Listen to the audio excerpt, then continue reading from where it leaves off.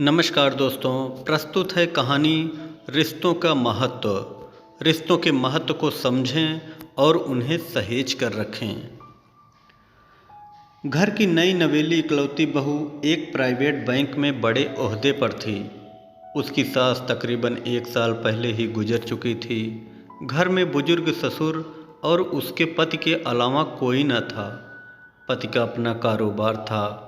पिछले कुछ दिनों से बहू के साथ एक विचित्र बात होती।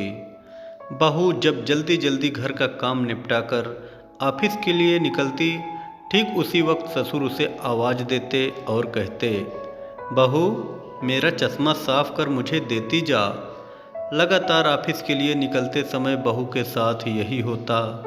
काम के दबाव और देर होने के कारण कभी कभी बहू मन ही मन झल्ला जाती, लेकिन फिर भी अपने ससुर को कुछ बोल नहीं पाती। जब बहू अपने ससुर के इस आदत से पूरी तरह ऊब गई तो उसने पूरे माजरे को अपने पति के साथ साझा किया।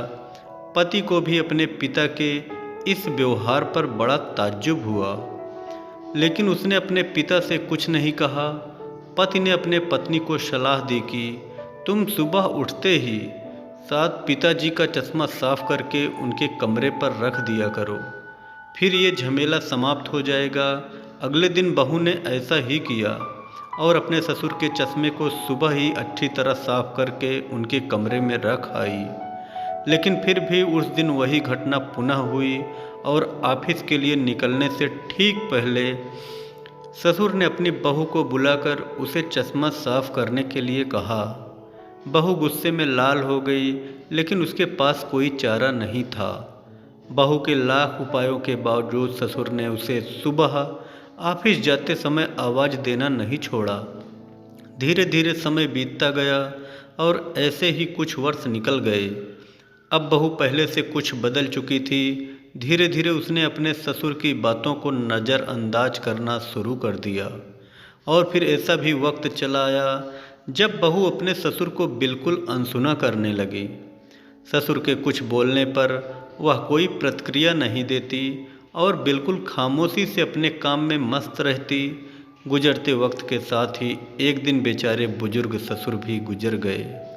समय का पहिया कहाँ रुकने वाला था, वो घूमता रहा।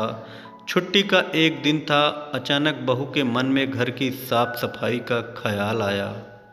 वो अपने घर की सफाई में जुट गई। तभी सफाई के दौरान मृत ससुर की डायरी उसके हाथ लग गई। बहू ने जब अपने ससुर की डायरी को पलटना शुरू किया तो उसके एक पन्ने पर लिखा था, दिनांक 26/10/2019।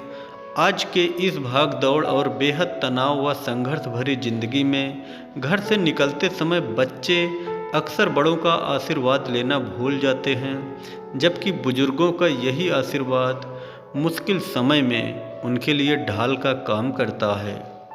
बस इसीलिए जब तुम चश्मा साफ करके मुझे देने के लिए झुकती थी तो मैं मन ही मन अपना हाथ तुम्हारे सिर पर रख देता था, क्योंकि मरने से पहले तुम्हारी सास ने मुझे कहा था कि बहू को अपनी बेटी की तरह प्यार से रखना और उसे ये कभी मत महसूस होने देना कि वो अपने ससुराल में है और हम उसके माँ बाप नहीं हैं।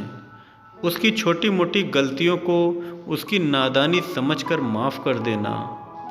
वैसे मेरा आशीष सदा तुम्हारे साथ है बेटा।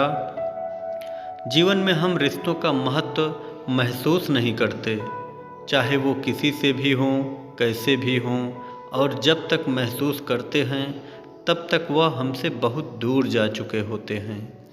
कहानी अच्छी लगी तो कृपया चैनल को ज़रूर सब्सक्राइब करें व वीडियो को लाइक करें।